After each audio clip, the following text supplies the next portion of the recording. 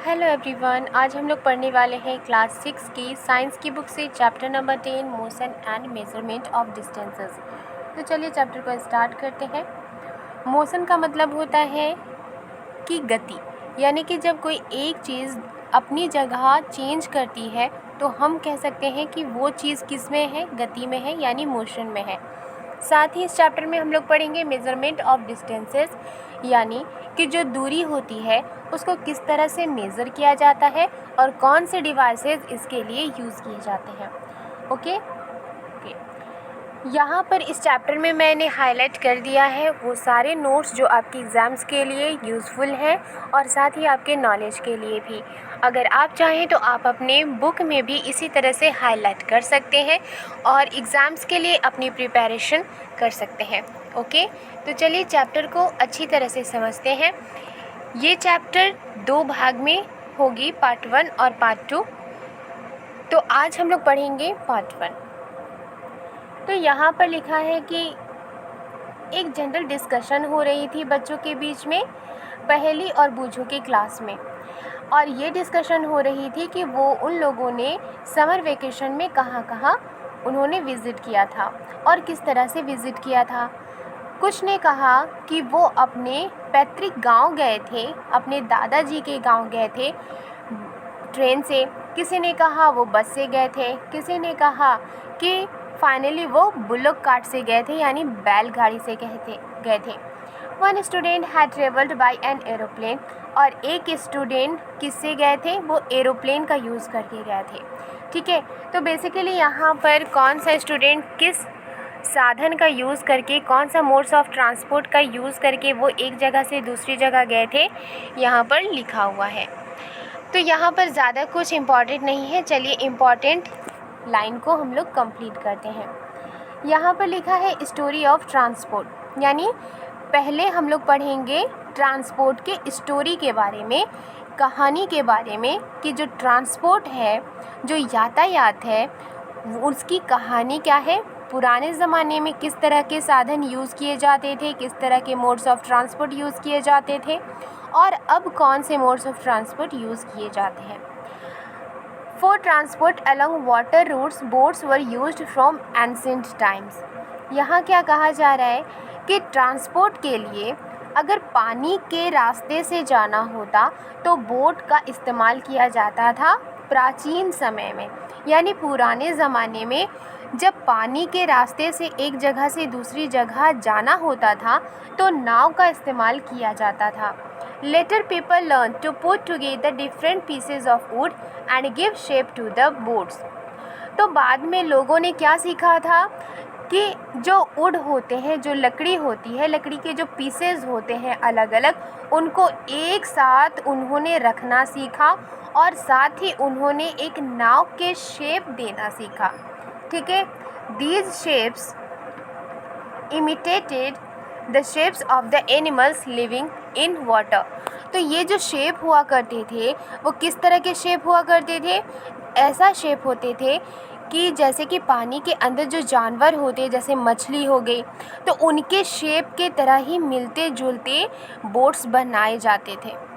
ठीक है, okay. Invention of the wheel made a great change in modes of transport. बाद में जब व्हील का इन्वेंशन हुआ तो इससे ट्रांसपोर्ट के साधन में एक बहुत बड़ी चेंज आ गई। The design of the wheel was improved over thousands of years, और उसके बाद व्हील के डिज़ाइन जो थी वो हज़ारों सालों तक इम्प्रूव होने लगी, है ना। कोई भी चीज़ जब नई नई बनती है तो उसमें इम्प्रूवमेंट होती है। मान लीजिए कि जैसा कि आज हम लोग मोबाइल यूज़ करते हैं, तो इसमें क्या था, पहले तार वाले टेलीफ़ोन थे, राइट। उसके बाद इम्प्रूव होता गया, मोबाइल आया। मोबाइल भी पहले क्या होते थे, कीपैड वाले थे। अब हम लोग स्क्रीन टच वाले मोबाइल को यूज़ करते हैं। तो इसी तरह से इम्प्रूवमेंट होती गई। तो ठीक इसी तरह से हज़ारों सालों तक व्हील के डिज़ाइन में भी इम्प्रूवमेंट हुआ। Animals were used to pull vehicles that moved on wheels. और जब व्हील का इन्वेंशन हो गया, व्हील की खोज हो गई, तो उस व्हील का यूज़ कैसे किया जाने लगा, तो एनिमल्स को यूज़ किया जाने लगा जिससे कि वो व्हीकल्स को खींच सकते थे। और उन सारे व्हीकल्स में क्या लगे होते थे, व्हील्स लगे होते थे। ठीक है। Until the beginning of the 19th century, people still dependent on animal power to transport them from place to place. तो 19th सेंचुरी के शुरुआत तक जो लोग थे वो किस पर डिपेंड थे, एनिमल पावर पर डिपेंड थे। ठीक है, ताकि वो ट्रांसपोर्ट कर सके, एक जगह से दूसरी जगह जा सके। ठीक है, एनिमल के ऊपर डिपेंड थे सारे के सारे लोग। क्यों डिपेंड थे, क्योंकि वो लंबी दूरी पैदल नहीं चल पाते थे। ठीक है, तो इसलिए वो क्या करते थे, एनिमल को यूज़ करते थे, जैसे कि गधा, घोड़ा और बैल, इन सारे जानवरों का इस्तेमाल होता था जिसकी मदद से वो एक जगह से दूसरी जगह जाते थे। The invention of steam engine introduced a new source of power. और जब स्टीम इंजन का इन्वेंशन हो गया तो जो न्यू सोर्स का पावर है वो हमें पता चला। और जब ये एक क्रांति की तरह आ गई दुनिया में, जब स्टीम इंजन का इन्वेंशन हुआ। Railroads were made for steam engine driven carriages and wagons. फिर उसके बाद क्या हुआ कि रेल रोड्स बनाए जाने लगे स्टीम इंजन के लिए, और पूरी ज़िंदगी, पूरी लाइफ आसान हो गई। एक क्रांति सी आ गई जिससे कि बहुत सारे सामान, पीपल एक जगह से दूसरी जगह आसानी से जाने लगे। Later came automobiles. Motorized boats and ship were used as means of transport on water. फिर उसके बाद क्या हुआ, ऑटोमोबाइल्स आया। फिर ईंधन से चलने वाले, पेट्रोल से चलने वाले गाड़ियाँ बनने लगी। ठीक है, जो बोट है, जो नाव है, वो भी इंजन से चलने लगी। ठीक है, शिप, जो बड़े बड़े शिप थे वो भी इंजन से चलने लगी। और इसकी मदद से क्या हुआ कि ट्रांसपोर्ट के साधन में ये यूज़ किए जाने लगे। और ये जो बोट्स है और शिप है वो कहाँ यूज़ किए जाते थे, वाटर रूट में यूज़ किए जाते थे, यानी कि जो वाटर के रास्ते से जाया जाता था एक जगह से दूसरी जगह, तो वहाँ पर बोट और शिप यूज़ किया जाता था। और वो किससे फिर उनको कैसे यूज़ किया जाता था, ईंधन के जरिए। ठीक है, नए नए मोटर लग गए थे उसमें। ठीक है, the early years of 1900 saw the development of aeroplanes. और उसके बाद क्या हुआ कि 1900 की शुरुआत में एरोप्लेन्स का डेवलपमेंट हुआ। एरोप्लेन्स जो थी वो दुनिया में फिर यूज़ की जाने लगी। धीरे धीरे उसमें इम्प्रूवमेंट हुआ, फिर एरोप्लेन को यूज़ किया जाने लगा। These were later improved to carry passengers and goods. उसके बाद क्या हुआ कि इसमें जब इम्प्रूवमेंट होने लगी तो एरोप्लेन के ज़रिए पैसेंजर्स और जो गुड्स हैं, सामान है, उनको भी कैरी किया जाने लगा। Electric trains, monorail, supersonic aeroplanes and spacecraft are some of the 20th century contribution। और 20वीं सदी की में जो कंट्रीब्यूशन था, जो योगदान था, वो किसमें था, इलेक्ट्रिक के ट्रेन आ गए थे, मोनोरेल आ गए थे, सुपरसोनिक एरोप्लेन्स आ गई थी, और स्पेस क्राफ्ट भी आ चुके थे। ठीक है, तो हमने क्या जाना कि शुरुआत में, पुराने ज़माने में लोग तो पहले पैदल चलते थे और जानवरों का यूज़ करते थे एक जगह से दूसरी जगह जाने के लिए। जब पानी के रास्ते से होकर जाते थे तो वो बोट का इस्तेमाल करते थे। लकड़ियों के पीसेस को वो एक जगह रखते थे और पानी में रहने वाले जानवरों के शेप जैसे होते हैं वैसे ही बोट तैयार करते थे और पानी के रास्ते से होकर के जाते थे। फिर उसके बाद बहुत सारी इम्प्रूवमेंट हुई, फिर स्टीम इंजन आया, फिर उसके बाद मोटर से चलने वाले बहुत सारे व्हीकल्स आए, ईंधन का यूज़ किया जाने लगा। ठीक है, इस तरह से फिर एरोप्लेन्स आए और आज हम लोग जो सुपरसोनिक एरोप्लेन्स है, स्पेसक्राफ्ट है, तो कितने सारे चेंजेस हो गए हैं दुनिया में। पहले कुछ और थे ट्रांसपोर्ट के मोड्स, और अब बहुत सारे मोड्स ऑफ ट्रांसपोर्ट हो चुके हैं। लाइफ सबकी आसान है और लोग एक जगह से दूसरी जगह पहले जितनी दूरी तय करते थे, अब उतनी दूरी तय नहीं करते, बल्कि कुछ ही समय में वो एक जगह से दूसरी जगह जाते हैं। चलिए अब पढ़ते हैं, how far have you travelled, कितनी दूर तक आपने ट्रैवल किया है। How wide is this desk, और ये जो डेस्क है वो कितना चौड़ा है। 10.2 में हम यही पढ़ेंगे, ठीक है। तो क्या लिखा है, it is often important to know how far a place is. तो ये बहुत इम्पॉर्टेंट हो जाता है जानना कि कोई एक जगह कितनी दूर है, so that we can have an idea now we are going to reach that place. इससे क्या होता है कि हमें एक आइडिया मिल जाता है कि उस जगह पहुंचने में हमें कितनी देर है, या फिर जहां हम जा रहे हैं वो कितनी दूर है। वॉक, टेक अ बस और अ train, a ship, an aeroplane और इवन अ स्पेसक्राफ्ट। तो जिस जगह हमें जाना है वो कितनी दूर है, तो उस दूरी के हिसाब से ही हम तय करते हैं कि हमें कौन सा मोड्स ऑफ ट्रांसपोर्ट चाहिए। क्या हम वहाँ पैदल जा सकते हैं, क्या हमें उस जगह पहुँचने के लिए बस चाहिए, क्या हम उस जगह पहुँचने के लिए ट्रेन चाहिए, क्या हमें वहाँ पहुँचने के लिए शिप चाहिए, एरोप्लेन, क्या हमें वहाँ पहुँचने के लिए स्पेसक्राफ्ट चाहिए। तो ये हम तय करते हैं कब, जब हमें पता होता है कि वो जगह आखिर कितनी दूर है।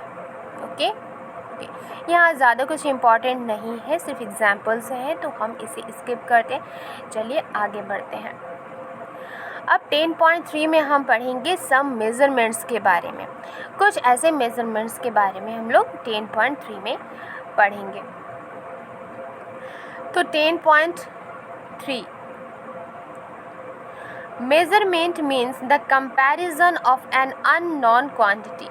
मेज़रमेंट का मतलब क्या होता है कि कंपैरिजन करना, एक अननोन क्वांटिटी की कंपैरिजन करना दूसरे नॉन क्वांटिटी से। यानी एक क्वांटिटी को हम जानते हैं लेकिन इस क्वांटिटी को हम नहीं जानते, तो इनके जो दूरी है उसके बारे में जानना ही क्या कहलाता है, मेज़रमेंट कहलाता है। ठीक है, कंपैरिजन करना ही मेज़रमेंट कहलाता है। This non fixed quantity is called a unit, और जो फिक्स्ड क्वांटिटी है उसको हम कहेंगे यूनिट। कैसे, चलिए आगे पढ़ते हैं। The result of a measurement is expressed in two parts. One part is a number. जो रिज़ल्ट होता है, जब भी हम कोई चीज़ को मापते हैं, मेज़र करते हैं, तो उसका जो रिज़ल्ट होता है दो पार्ट्स में हमें मिलता है। ठीक है, one part is a number, एक पार्ट क्या होता है, नंबर होता है। The other part is the unit of the measurement, और दूसरा पार्ट क्या होता है, यूनिट होता है मेज़रमेंट का।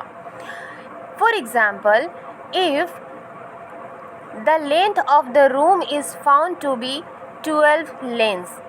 अगर एक रूम का अगर लंबाई 12 है, ठीक है, आपके पैर से, यानी कि ये रूम है, और जब आप इसको मापते हैं तो 12 फुट अगर आप चलते हैं तो ये इसकी लंबाई हो गई। ठीक है, then 12 is the number, और 12 क्या हो गया, number. And foot length is the unit, और फुट लेंथ क्या हो गई, आपकी यूनिट हो गई। सिलेक्टेड फॉर द मेज़रमेंट, जो भी आपने सेलेक्ट किया है मेज़र करने के लिए, तो वो आपकी यूनिट हो गई। जैसे कि मान लीजिए कि आपने एक बुक को मेज़र करना है, तो बुक किससे मेज़र होगा, मीटर से नहीं, क्योंकि बुक छोटी होती है, तो उसे किससे मेज़र करेंगे हम, सेंटीमीटर से। ठीक है, अगर इस बुक की लंबाई अगर आती है 15 सेंटीमीटर, तो हमने जब इसे मापा तो ये हो गया नंबर, और सेंटीमीटर हो गई unit. Okay okay. 10.4 standard units of measurements. अब मेज़रमेंट्स के कुछ स्टैंडर्ड यूनिट्स होते हैं, उनके बारे में चलिए पढ़ते हैं। यहाँ लिखा है in ancient times the length of a foot, the width of a finger and the distance of a step were commonly used as different units of measurement. पुराने ज़माने में, प्राचीन समय में जो लंबाई थी वो पैर की लंबाई और उंगलियों की जो चौड़ाई थी and the distance of a step, और जो कदम थे, जैसे जो कदम हम लोग चलते हैं ना, 1 कदम 2 कदम, तो इस तरह के जो स्टेप के डिस्टेंस थे वो कॉमनली यूज़ किया जाता था डिफरेंट यूनिट्स के रूप में मेज़रमेंट के लिए। ठीक है, किसी भी चीज़ को मापने के लिए क्या यूज़ किया जाता था, तो फुट का यूज़ किया जाता था, कितने फुट है वो लंबाई, या फिर फिंगर का यूज़ किया जाता था, कितनी चौड़ी है। कभी कभी हम लोग फिंगर का भी यूज़ करते हैं। ठीक है, and the distance of a step, और जो कदम है, कदम कितने कदम की जो दूरी है उसको यूज़ किया जाता था एंशिएंट टाइम्स में मेजरमेंट के लिए। ठीक है, A cubit as the length from the elbow to the fingertips was used in ancient Egypt and was also accepted as a unit of length in other parts of the world. जो elbow क्या होता है, जो कोहनी होती है हमारी, है ना, जो हमारे हाथ की कोहनी होती है ये वाली।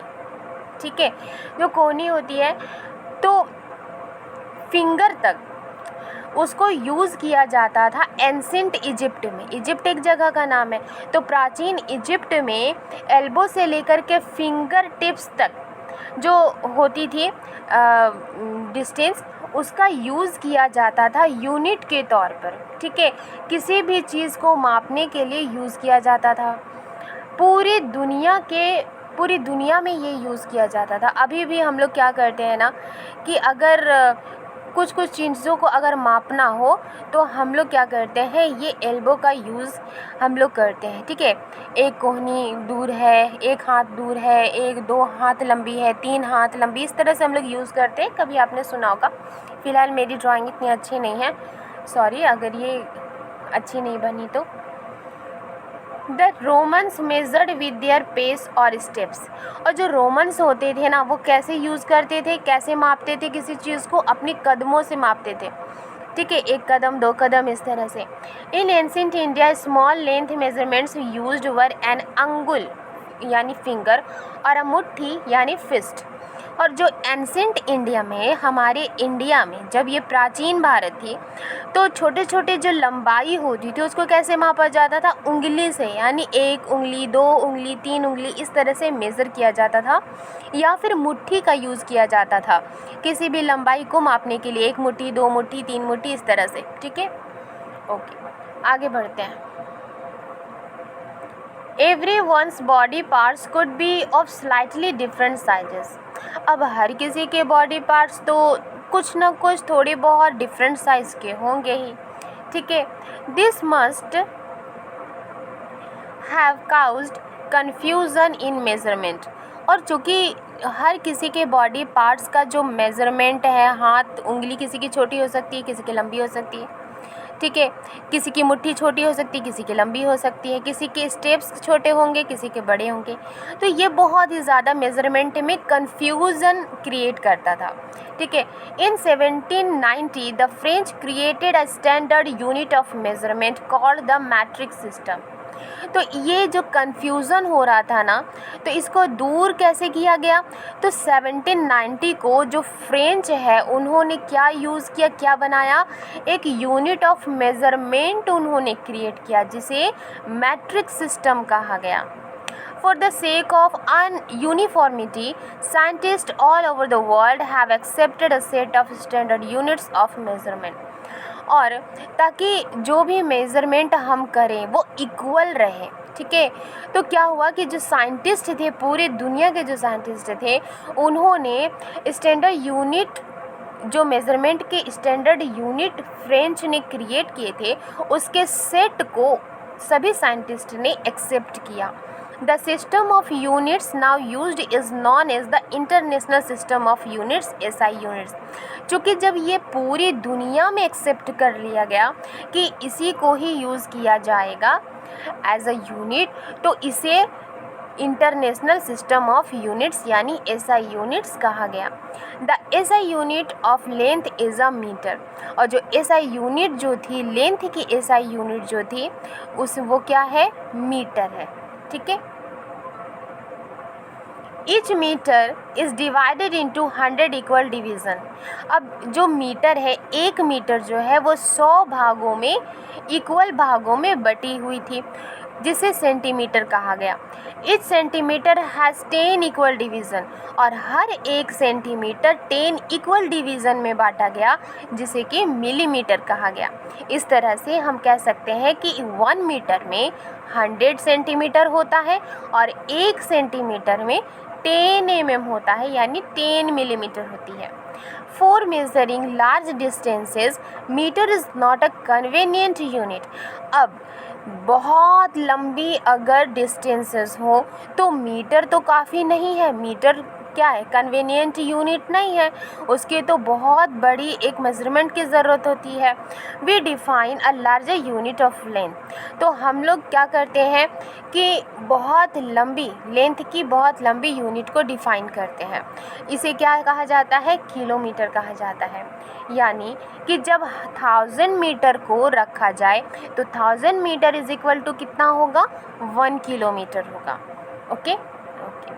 तो आज के लिए बस इतना ही। वीडियो थोड़ी लंबी हो गई है, और हाँ, ये जो मैंने हाईलाइट किया है इसे आप अपने बुक में भी हाईलाइट कर लीजिएगा और रिवीजन ज़रूर कीजिएगा। नेक्स्ट पार्ट में हम पढ़ेंगे 10.5 से। अगर वीडियो पसंद आई है तो लाइक एंड सब्सक्राइब करना मत भूलिएगा, और बैकग्राउंड से जो आवाज़ आ रही है इसके लिए मैं माफ़ी चाहती हूँ। ओके, तो चलिए मिलती हूँ नेक्स्ट वीडियो में। Thank you.